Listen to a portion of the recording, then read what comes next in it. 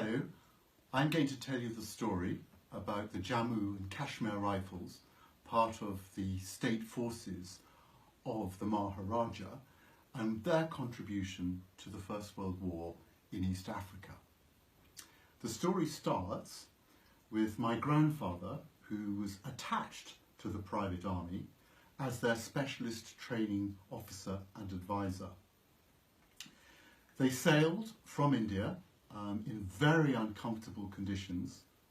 They were all thoroughly sick on the boat to East Africa, and they fought a series of battles and suffered appallingly. The state forces belonging to the Maharaja were composed of Dogras, both Muslim, Hindu and Gurkhas from Nepal. It was a truly mixed organisation. Nearly all the officers were the friends of the Maharaja. My grandfather was the professional officer attached from the Indian Army.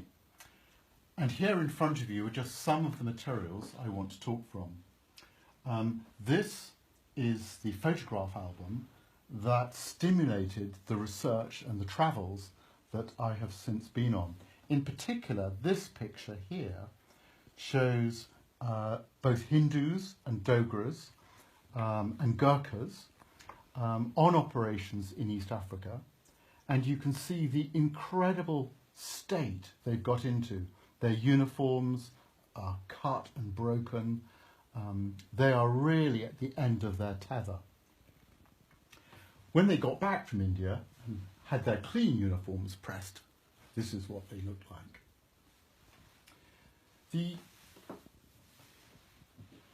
The story of the British in India is one of huge service.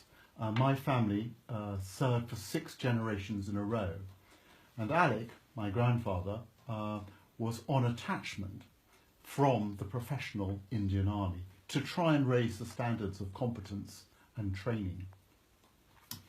He was given this picture of the Maharaja by the Maharaja when they came back at the celebrations in Jammu. The forces of the Maharaja were not just the infantry, although this was the primary group. As a cavalryman myself, it's great to see the Lancer Squadron recorded in this manner. Here's a photograph of the 2nd Battalion and half the 3rd Battalion assembling at Jammu on the start of their journey. Here's a map of East Africa. Today this is Tanzania and this is Kenya. Here is the border. And the map shows the operations that they took part in. The Jammu and Kashmir Rifles served for nearly 30 months in theatre. They lasted on operations far more than any other British, Indian, or indeed locally recruited unit. The endurance they demonstrated was remarkable. A few major battles, the most famous one being at Lukigura, where my grandfather Alec won the Military Cross.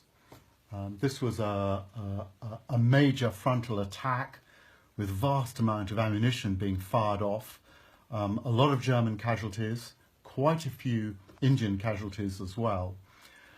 But while talking about casualties, the overriding message one wants to convey is the extraordinary tropical conditions, the heat, the diseases, malaria, tsetse fly, dysentery. They all suffered. They were marched 3 times in a row beyond their supply chain.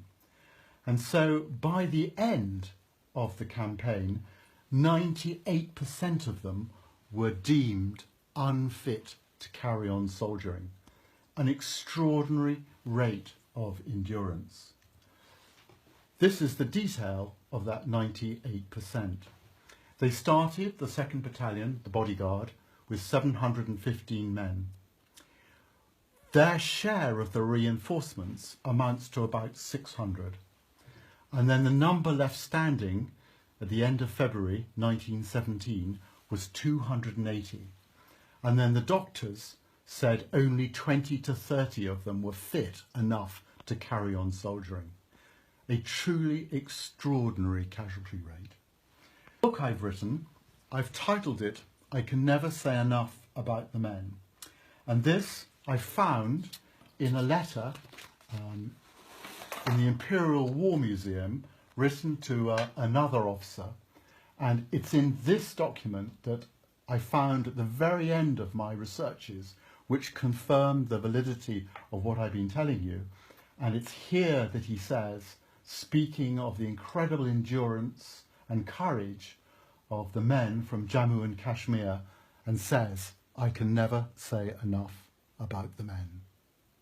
And this is a very fitting tribute to well over 1 million men who volunteered from India to fight on the British side in the First World War.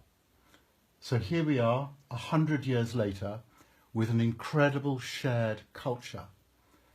And for someone like myself, I want to see this incredible collaboration continue. Thank you.